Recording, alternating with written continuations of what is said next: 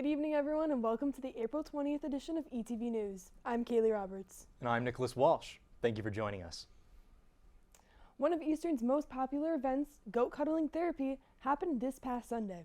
That's right, a handful of baby goats took over Webb Lawn once again to help relieve students of any stress they may have during the final stretch of the semester. Students got the opportunity to cuddle, pet, and play with the goats in a makeshift pen that was set up on the lawn. Each goat had a unique and playful personality that made it easy to interact with as the students were able to take their minds off of their schoolwork. As the end of the semester wraps up, students can only hope for more events such as this one in the coming semesters. Spring is officially sprung, and what better way to spend it than to go shopping for flowers? Reporter Rebecca Ristow took to Burnett's Country Garden to give us the scoop. April showers bring May flowers, but at Burnett's Country Gardens, things are already in bloom. With their primary store located in Salem, Connecticut, Burnett's is a family-owned and operated garden center that first opened its doors in the 1970s. Locally rooted, a slogan penned by the original owners, Dave and Cheryl Burnett, aptly describes the horticultural haven as their catalog includes, but isn't limited to, tropicals, annuals, perennials, trees, and shrubs. People flock to Burnett's throughout the year to peruse their large variety of plants. Emily and Vic, two frequent customers of the store, love their experience every time. Oh yeah, we love it here. There's so many variety of plants. The vibes are always really nice. The customers are really great. The employees are amazing. Great place. While the garden center is open all year round, Burnett's attracts most of its customers in the spring. Despite it being their busy season, we got the chance to speak with Olivia, an employee who has been working at Burnett's for 3 years. Although I'm not a part of the Burnett's family, I love my job. I love working there. It really does feel like one big family. It's also really great because there's a really wide array of people who come in to shop. Usually college students tend to go for, the house plants. They want to get something nice and green for their dorm room. While growing and selling plants is Burnett's main priority, the garden center also encourages customers to have as much fun as possible while shopping. The store frequently hosts events for new and old customers alike, ranging from flea markets to flower arranging classes. At Burnett's, we have a lot of events that we do, especially kind of in very early spring and also in the fall. We have a lot of events. So right now on the roster, we actually have classes every Sunday. I think last class was an herb container that people would plant, and it's like specific herbs to like make a recipe or a mocktail or something like that. And then we also had a spring farmers market. It was like a vintage market with people who had lots of craft supplies and lots of old clothes and all that like good stuff. There was also a booth like selling jams and stuff like that. It was very, very cool. Regardless of the event, customers are always happy to attend and love knowing that the employees at Burnett's truly care about their experience. The employees are always so great. Like, we always feel so welcomed here.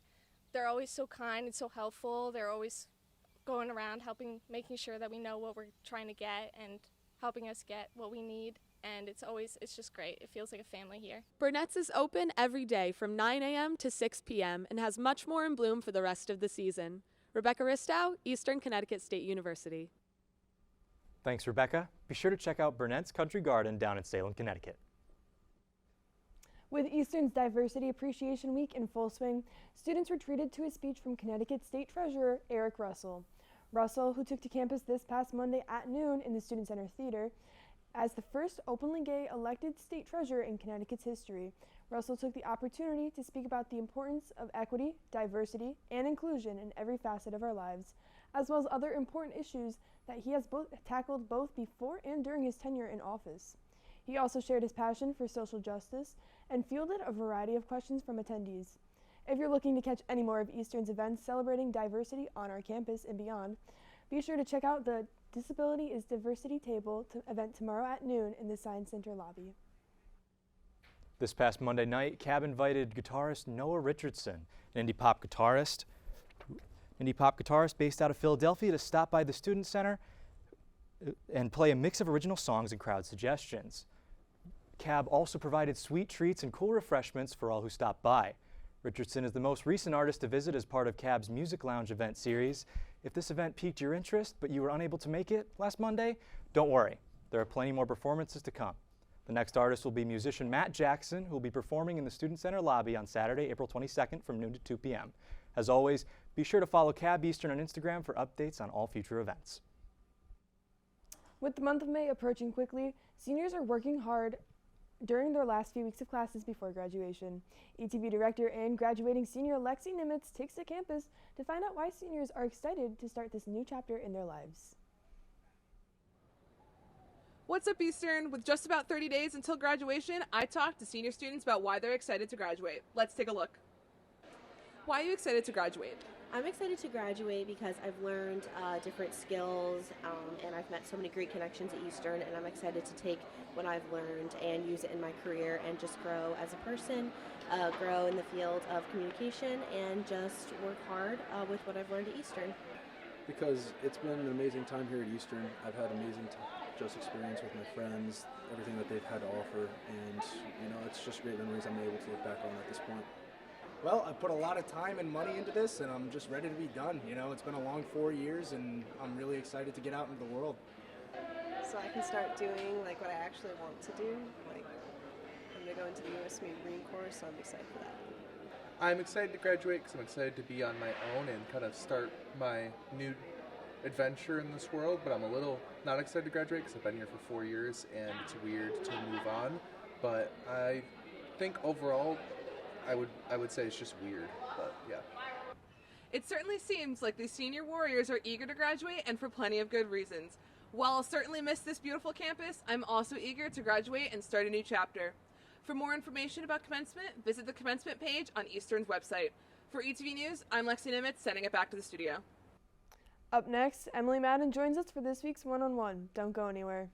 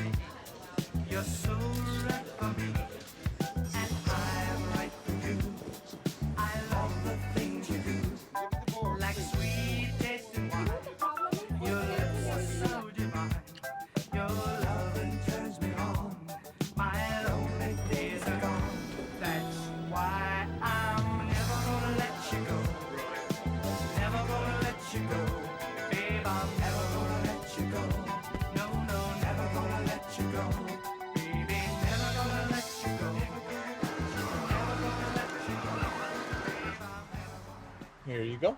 Thank you. Thank you.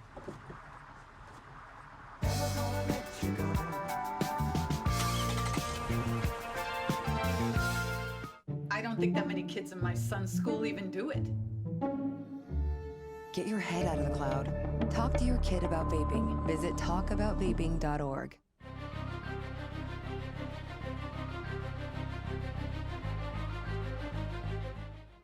Welcome back. Reporter Emily Madden sits down with the senior and head a cappella arranger Evie Duval to discuss their upcoming East Harmonies concert. Let's take a look.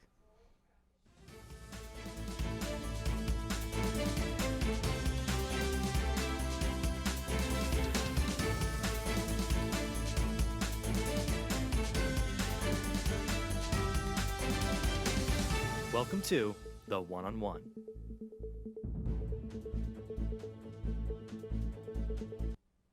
Good evening, everyone. I'm Emily Madden, and welcome to this week's edition of One-on-One. I am joined here with senior and head a cappella arranger for group East Harmonies, Evie Duval. Thank you so much for joining me today, Evie. Thanks for having me. So how did you get involved with East Harmonies?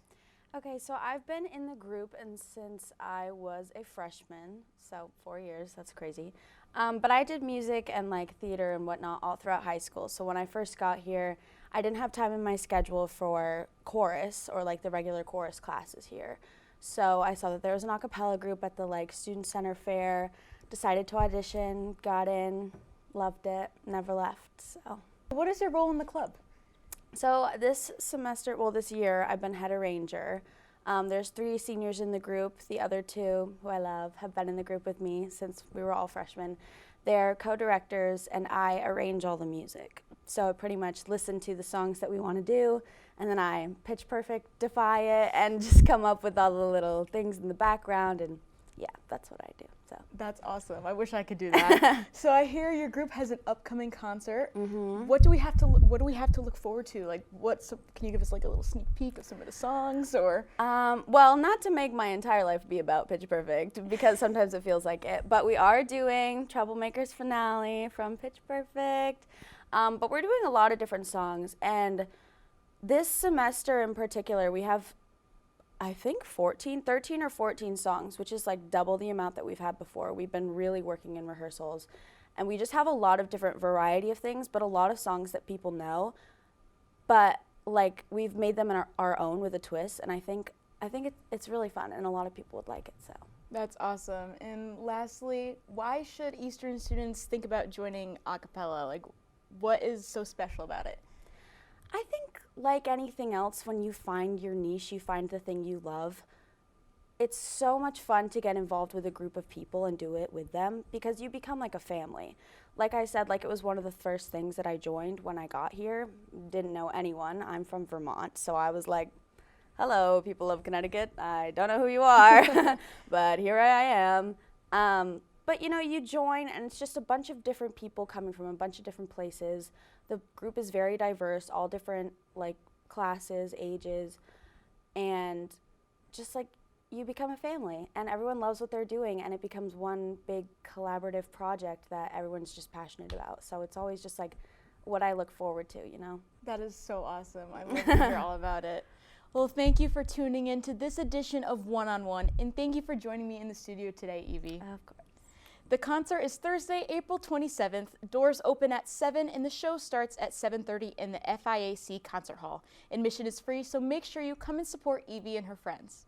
Thank you for watching. This has been Emily Madden reporting for ETV News. Kaylee, Nick, back to you.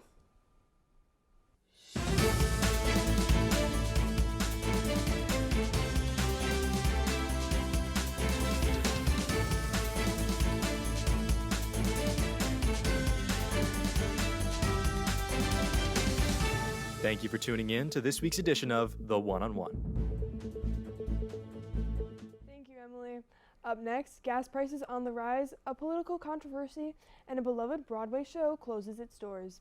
Stay tuned for this and more after the break.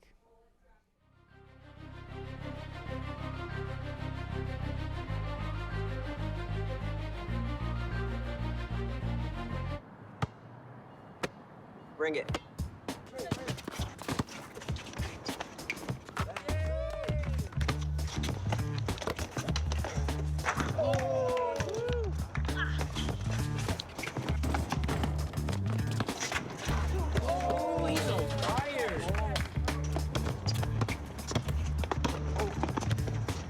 Time out, guys. I'm late to dinner. My mom's gonna kill me. Catch you guys later. Mom wants us home. Okay. Bye, guys. You guys need a ride? Sure. Yeah. All right. How about some one-on-one? I gotta go eat, man. Sorry, I'll see you later.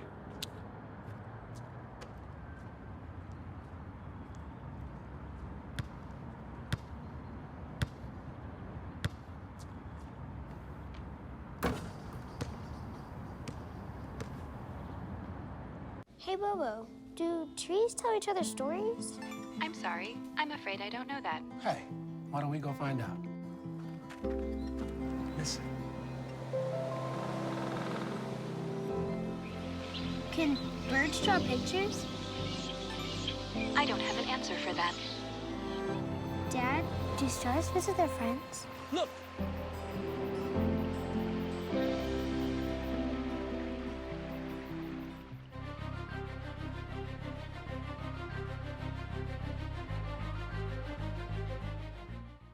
Welcome back.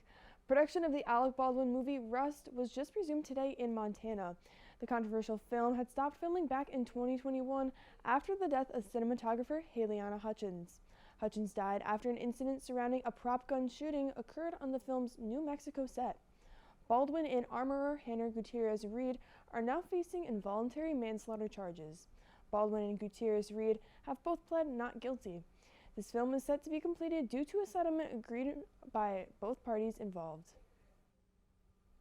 Some unfortunate news for drivers. The national average gas price is getting higher. Experts say that the prices are only going to continue to skyrocket. AAA reported that the national average for a gallon of regular gas is currently $3.67. This is due to an increase in oil prices, with it costing around $80 for a barrel of oil. OPEC Plus, a group comprised of 23 oil exporting countries, announced production cuts, this being a main contributor to the jump in price. It was also noted by Gas Buddy that northeastern states will see a 15 to 40 cent increase as the region switches to summer blend gas in the coming weeks. Representative George Santos has announced he will seek re-election in 2024. Santos is currently a congressman for New York's 3rd Congressional District and is known to be on the more controversial side of politics. Many Republicans on Capitol Hill and members of his district have strongly encouraged Santos to step aside after he admitting to lying extensively on his resume about his family heritage and even where he attended college.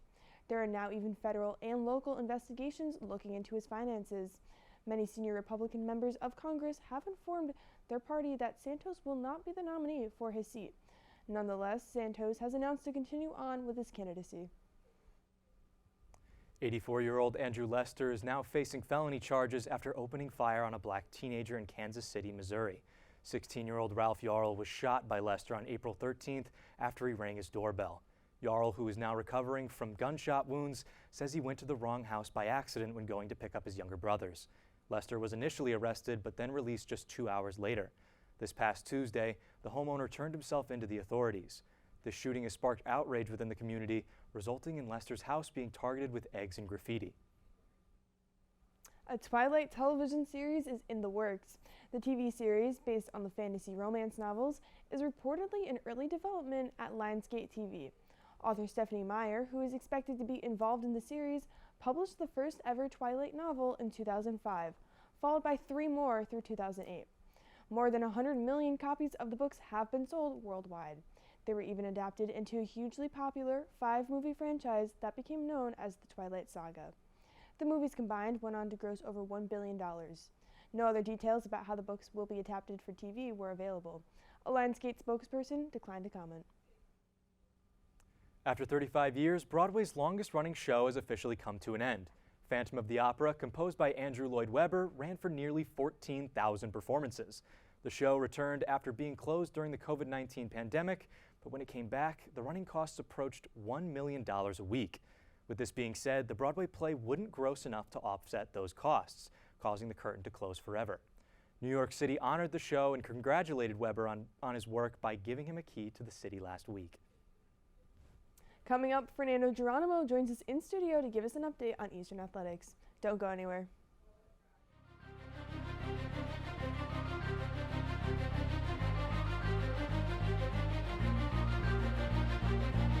If you're buzzed and doing this to make yourself feel okay to drive, you're not okay to drive.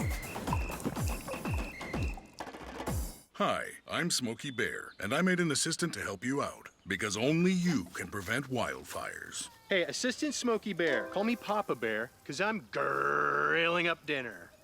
Do you get it? Yes, good job. So, what should I do with all these coals? Don't just toss them out. Put them in a metal container because those embers can start a wildfire. I understand. The stakes are high. Ha, ha, ha, ha. See, Smokey thinks I'm funny. They call me Maxie, but I prefer tripod. I was your above-average four-legged homie, and then wham-bam minivan. Some people pity me. Now that's lame. I still run, fetch, and swim. And the ladies love me. I'm the ultimate wingman. Just don't ask me to high five.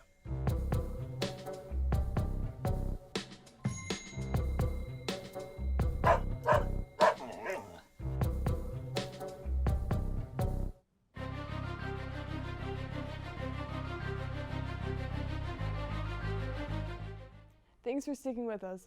Let's see what is going around Eastern Athletics this week. Fernando.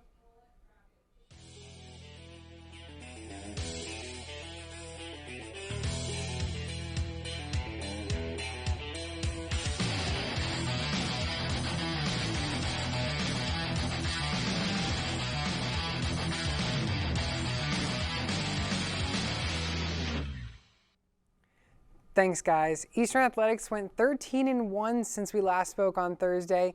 Men's lacrosse, they just wrapped up their game here at home against the Mass Maritime Academy Buccaneers. The Warriors opened up the scoring but could not keep up with the Buccaneers as they pulled away early and never looked back, beating the Warriors 18-7.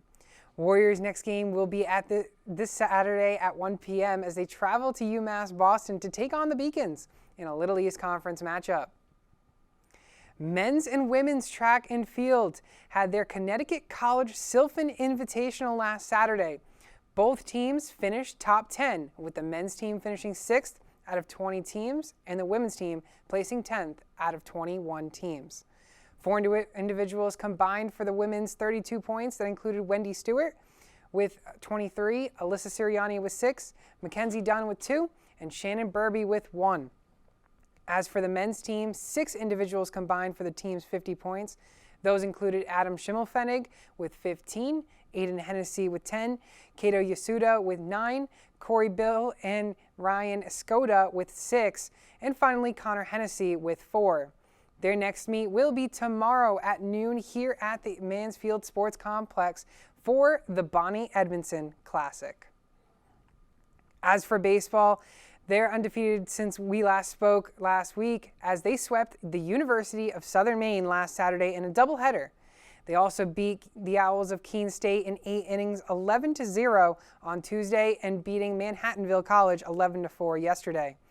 They improved their record to 25-5 on the season. Their next game will be this weekend in a doubleheader as they travel to Rhode Island College to take on the Anchormen in a Little East Conference matchup. Men's golf, they did not disappoint in the Eastern Connecticut Spring Invitational as they finished first out of 6 teams. Let's bring you to the action in Ellington, recapping some of the best moments from their Invitational. Let's take a look.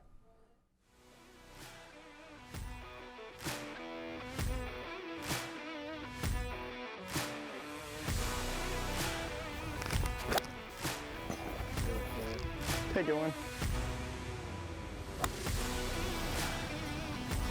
Throw it at it. Whoa.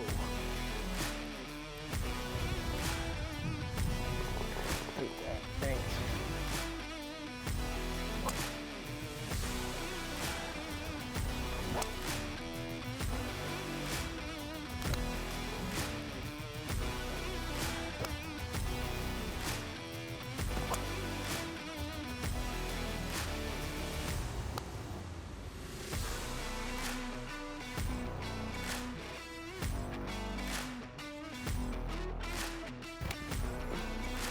Please be the number. I told him I was making birdie. I gotta do it now.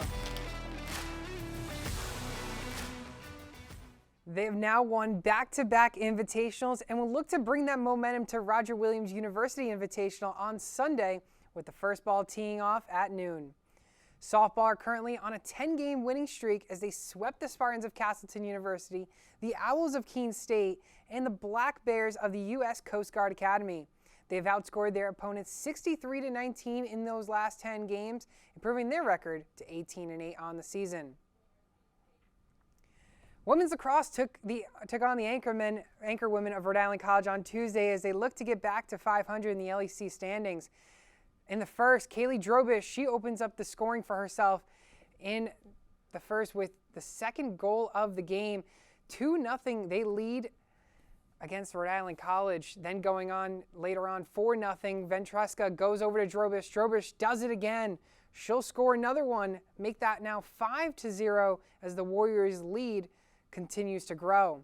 But Claire Green trying to bounce back for Rhode Island College. She's going to take that one and score it. The first goal for Rhode Island College, but Warriors still leading 6-1. Moments later, though, Kaylee Drobish will pick the ball up, backhand it over, and get that one to go in. Now third goal for her only in the first quarter, 7-1. Claire Green now picks it up. She'll answer not only 15 seconds later, she scores her second goal of the game. 7-2 now your score. Warriors continue to lead.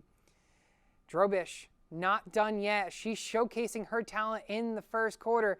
4 goals, golden sombrero for her in the first quarter. She leads the team 8-2. Now 9-2 in the second quarter. Ventresca's showcase starts to form. As she'll score that one, She'll score this one on a free position. She goes back to back and now back here with the third goal, all within 1 minute of each other. They'll go into halftime 17-2, and the Warriors continue to score as they keep scoring, but this time it's with Alexa Vizzini, the first-year player. She'll score that one, and now she'll score this one here off the pass from Emma Oliano. Back to back, and wait, one more free position shot for her, to back. 22-2 now your score as they'll go into the fourth quarter with a 22-2 lead. One goal after that, Ventruska, Drobish, and Vizzini, all the top scorers of this game, will score in the fourth quarter as they cap off a great game. They finish all of them combined with a 19 of the 26 goals. The Warriors, they'll continue on to try and go on a 3-game winning streak as they'll play tomorrow against UMass Dartmouth at 7:30 p.m. Once again, be sure to keep up with all of our daily content regarding Eastern Athletics by following our social media at ECSU Athletics. And as our streams, as always, are powered by Sidearm Sports and Blue Frame Technology. That is all for this week around Eastern Athletics. I'm Fernando Geronimo. Guys, back to you.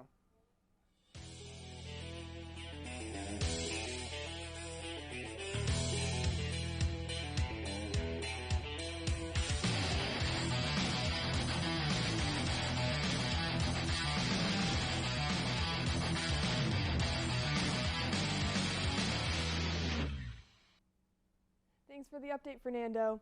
That wraps up tonight's show. Please be sure to follow us on all of our social media platforms and subscribe to our YouTube channel.